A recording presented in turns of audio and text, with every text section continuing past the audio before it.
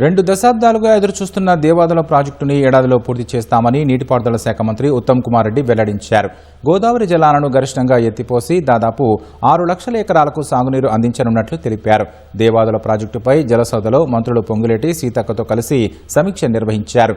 భూసేకరణ, ఆర్&ఆర్, అటవీ సమస్యల పరిష్కారానికి నిధుల కొరత రానివ్వమని ఉత్తమ్ స్పష్టం చేశారు.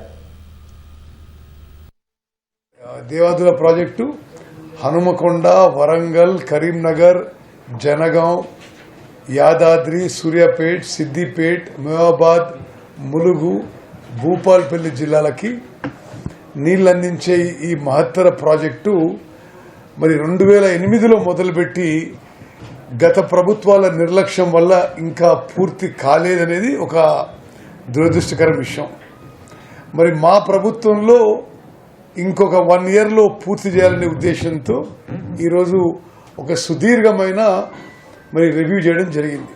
దేవాదుల ప్రాజెక్టు ద్వారా గోదావరి నదీ జలాలు 38 TMCలు లిఫ్ట్ చేసి సుమారు 6 లక్షల ఎకరాలకి ఆయకట్టుకి ఇవ్వడానికి ఈ స్కీమ్ యొక్క మరి డిజైన్ ఉందని చెప్పి నేను మనవి చేస్తున్నాను.